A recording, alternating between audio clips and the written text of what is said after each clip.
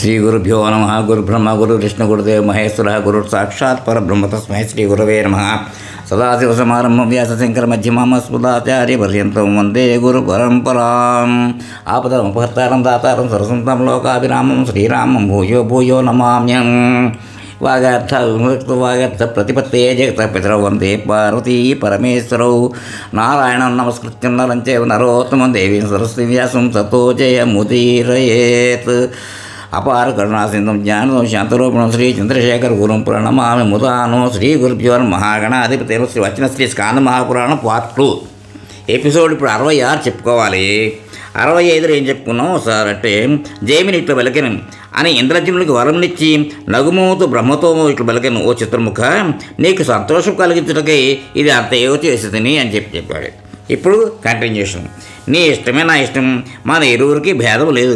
పూర్వము నీలమాధవులుగా ఉన్నప్పుడు నీవు కోరిన కోరికకు ఫలితమిది. ఇతరులను చూచి అర్చించి ప్రాణములు విడిచిన వారికి మోక్షము కలుగును, అందరకు సాహిత్యం లభించును. నన్ను కీర్తించిన వారికి కూడా అట్టి బలమే లభించును, రాజుకు కూడా సాహిత్యం లభించును. కనుక నీవు సత్యలోకంలోకి వెళ్ళుము, దేవతలందరూ స్వర్గంలోకి వెళ్ళెదరు. నీ ఆయుష్ పూర్తి అవునంత వరకు నేను ఇతర తప్పగా నివసించను అని పలుకగా బ్రహ్మర్షులు దేవతలు అందరూ ఆనందించి స్వామికి తల వంచి నమస్కరించి తమ తమ స్థానములకు వెళ్ళిరి. పిమ్మట దారు రూపంలో ఉన్న స్వామి మాటలాడుట ఆపివేశాను. ధర్మాత్ముడు విష్ణు భక్తుడు దృఢవ్రతం కలిగిన వాడు అగు ఇంద్రజిమ్నుడు బ్రహ్మను అనుసరించను. స్వామి ఆజ్ఞాపించినట్లు సమస్త మహోత్సవములు సమాచరింపు. స్వామికి తృప్తి కలిగినచో సమస్త చరాచరములకు తృప్తి కలుగును అని బ్రహ్మ ఆజ్ఞాపించగా రాజు దానిని అవతలదాల్చి నారదునితో శ్రీనిధితో సకల సంపదలతో కలిసి జ్యేష్ఠ స్నానముల అన్ని ఉత్సవములను నిర్వహించెను. పురుషోత్తమ క్షేత్ర మహాత్మ్యం 24. మునులు ఇట్లు పలికిరి. లక్ష్మీపతి స్వామి జన్మ స్నాన ఉత్సవం రాజు జరిపించిన విధమును మాకు తెలుపుము. ఓముని, ఇంద్రజిమ్నుని భాగ్యమే ఆమె చెప్పవచ్చును. అతను ఆ విధంగా యాగములు పూర్తి చేయటకు స్వామి దారుమయ రూపమును అవతరించడం ఇప్పటి వరకు వినలేదు, కనలేదు. సజీవ శరీరం నశించును. ఆ రాజు వంటి జీవితం ఇతరులకు దుర్లభం. ఈ అంతా విన్నను మాకు తనివి తీరటలేదు. క్రమముగా జరిగిన ఆ యాత్రలను గురించి విన్నంతనే అన్ని పాపములు నశించును. వాటిని సూచనతో వైకుంఠవాసము నిశ్చయముగా కలుగును. ఈ యాత్రలను గురించి మాకు తెలుపు. నీవు నిజముగా స్వామి వంటి వాడవు కనుక లోకములకు మేలు చేయుటకై దాన్ని గురించి మాకు చెప్పు. జైమిని ఇట్లు చెప్పాను. ఓ ముల్లారా, ముందుగా మీకు జ్యేష్ఠ స్నానమును గురించి చెప్పేదను. వాక్కునందు నియమం కలిగి జ్యేష్ఠ శుక్ల దశమియందు వ్రతము చేయటం నిశ్చయించుకుని ఉదయమే లేచి పంచతీర్థ విధానముగా ఆచమనము చేయవలేను. అతడు స్నానం చేసి చేతులు జోడించి ఈశ్వరుని, ఓ భైరవ, నీకు నమస్కారం, అనుజ్ఞనిమ్ము అని ప్రార్థించి పిమ్మట తీర్థమునందు ప్రవేశించి వేదములందు చెప్పబడిన అఘమర్షణ సూక్తము 3 సార్లు పఠించుతూ విధి విధానముగా స్నానం చేసి చివరకు ఈ మంత్రము చదవలను. ఓ శివ, శాంతుడా, సర్వపాపములు హరించువాడా, స్నానం చేస్తున్నాను, నా పాపములన్నీ నశించుగాక. ఓ త్రిపురారి, నీకు నమస్కారం అని అనేక విధముల స్తుతించి బయటకు వచ్చి శుభ్రముకు తెల్లని వస్త్రములు ధరించి పుండ్రములు దాల్చి దేవతలకు, ఋషులకు, పితృదేవతలకు యథావిధిగా తర్పణములు ఇవ్వవలెను. పిమ్మట శివుని ఆలయమును ప్రవేశించి నందిని తాకి మంత్రం చదివితే సమస్త యజ్ఞములు చేసిన ఫలము లభించును. నందికి నమస్కరిస్తూ శివునికి వాహనముకు నీకు నమస్కారం అని చెప్పవలను. పిమ్మట అఘోర మంత్రముచే శివుని పూజింపవాలి. పిమ్మట జగన్నాథుని దయ వలన ముక్తి లభించును. తర్వాత మౌనముగా స్వామి వద్దకు వెళ్ళవలను. స్వామికి దక్షిణముగా ఉన్న నారాయణ స్వరూపము మర్రి చెట్టును చూడవలను. దానిని దూరం నుండి చూచి స్వామిని తలుచుతూ నమస్కరింపవలను. ఈ మంత్రములు చదువుతూ ప్రదక్షిణ చేయవలను. విష్ణు రూపముకు, ఓ న్యగ్రోధ వృక్షమా, నా పాపములు హరింపము, కల్పో కల్పవృక్షమా నీకు నమస్కారము అని ఈ విధంగా స్తుతించి దాని మూలమునందు స్వామిని గురించి జపించవలెను. మనోవాక్కాయములను నియమించుకుని 3 మార్లు ప్రదక్షిణము చేసి దేవాలయంలోనికి ప్రవేశింపవలను. అతడు స్వామిని మంత్రరాజ్యముతో కానీ పురుష సూక్తంతో కానీ ద్వాదశాక్షరితో కానీ పూజింపవలెను. ద్విజులందరూ పూజ చేయుటకు అర్హులు. ఇతరులు భక్తితో స్వామిని దర్శించుకుని నామ సంకీర్తనం చేయవచ్చును. స్వామిని పంచోపచారముతో పూజించి స్తుతించి, ఓ కృష్ణ, జగన్నాథ, సర్వపాపములు నశింపజేయవాడా నీకు నమస్కారం. దీనులను పరిపాలించుటకై నీవు ఈ లోకమున అవతరించితివి. ఇట్లు పూజించిన తర్వాత బలరాముని మంత్రముచే పూజింపవలను. ఓ దయాసముద్ర, దీనబంధు, చరాచరమయము ఈ భూమి నీ పడగలపై ఎత్తి ఉంచితివి. పరములకు అపరములకు పరమైనవాడా, ఓ పరమేశ నీకు నమస్కారం. ఈ విధముగా నాగరాజు బలుడు ముసలమును ధరించేవాడు బలరాముని స్తుతించి తర్వాత సుభద్రను స్తుతించి నమస్కరించవలను.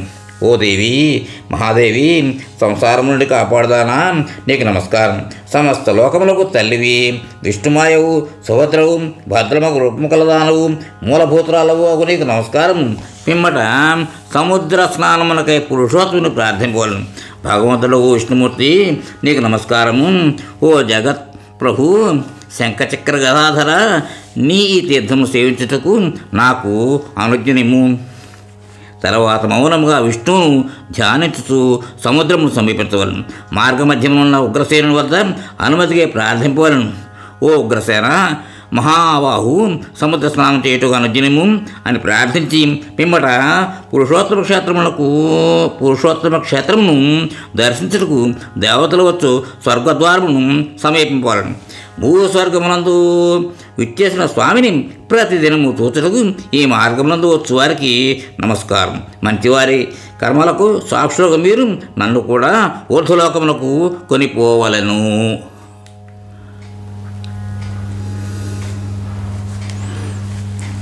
మీరు ఈ సముద్రపు నీటి యందు పుట్టి సకల గుణములు కలిగిన వారు.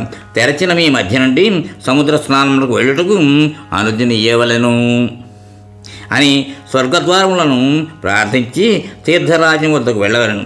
తగిన మంత్రమును పఠించుతూ నీటిలోనికి ప్రవేశింపవలను. జగన్నాథుని భావించుతూ తీర్థరాజ్యమును ఆవాహన చేయవలను. స్నానం చేసిన వారికి ఫలమునిత్తు జలాదేశిని నారాయణుడితో కలిసి అఘమర్షణ సూక్తము చేత పూజింపవలను.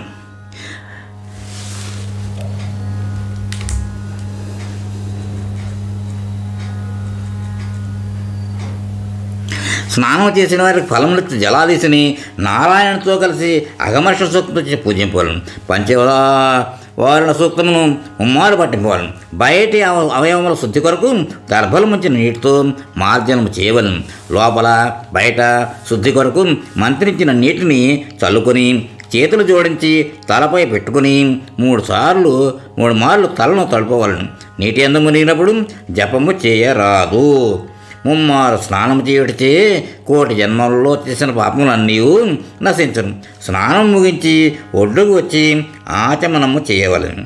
తెల్లని వస్త్రము ధరించి దేవతలకు పితరులకు యథావిధిగా తర్పణములు అర్పించవలను. పిమ్మట పూర్వం వలె మండలమును ఉత్తరాభిముఖముడై లిఖించి మూలమంత్రం పఠించుతూ ఈ మంత్రములతో భక్తిపూర్వకముగా అర్చన చేయవలను. 4 చేతుల యందు శంఖ చక్రములను గదను ధరించి భూదేవి శ్రీదేవులతో కలిసి ఉన్న లేక విడిగా ఉన్న స్వామిని అంతర్యాగముచే తృప్తిపరచి బయటకు ఆవాహన చేయవలెను. ఓ పరమానంద, లోకమునందు వ్యాపించిన వాడా, జగన్మాయా రమ్ము, నన్ను అనుగ్రహించుటకు మండలమునందు నిలువుము. చరాచరము ప్రపంచమంతయు ఇచ్చట కలదు. ఆ విశ్వమంతటా ఉన్నట్టు నీకు ఆసనం, పాద్యమును, అర్ఘ్యమును, మధువర్గమును అర్పించుతుంటిని. సముద్ర జలము చేతనే స్నానం చేయించుతుంటిని. శుభకరముగు వస్త్రమును, ఉపవేతమును, అలంకారములను అర్పించుతుంటిని. గంధము, పుష్పమును, సుగంధమయ ధూపమును, దీపమును అర్పించుతుంటిని. అన్నమును నివేదించుతుంటిని. తాంబూలాది ఇతర ఉపచారములను హనుమంతుడు సమర్పించుతుంటిని. ఈ విధంగా అర్ఘ్యవిధిని చెప్పబడిన రీతిగా చేసి నైవేద్యం స్వామికి అర్పించవలను. ధూపము, దీపము, నైవేద్యం, స్నానము, అర్ఘ్యము, అధువర్గము, వస్త్రము, యజ్ఞోపేతం ఇచ్చినప్పుడు ఆచమనీయక జలమును ఉపయోగించవలను. మిగిలిన చోట్ల కేవలము శుభ్రముగా నీటిని ఉపయోగించవలను. నైవేద్యం తర్వాత తిరిగి ఆచమనము చేయవలను.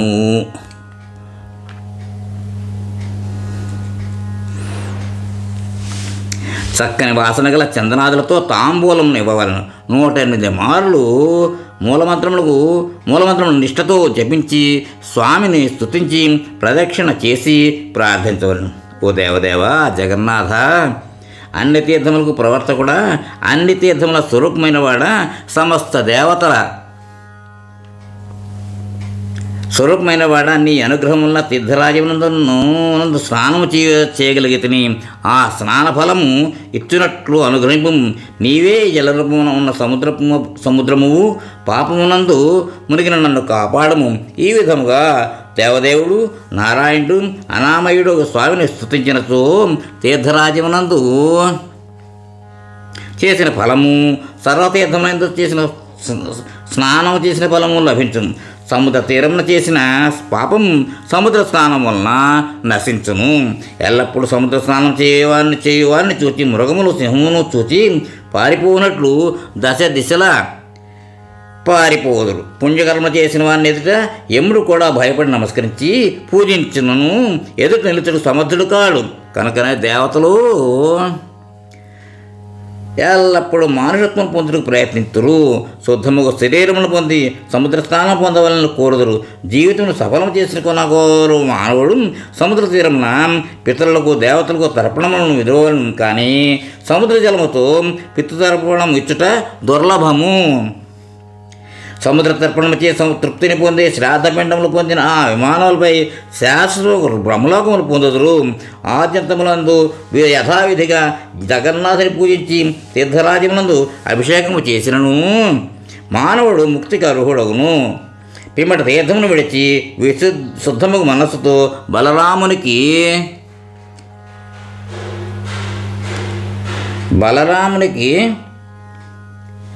కృష్ణునికి సుభద్రకు నమస్కరించి వారి రూపములను తలుచుకొనవలెను. ఈ ఎపిసోడ్కి ఇక్కడ విరామిద్దాం. తర్వాత కంటిన్యూ చేద్దాం. స్వస్తి.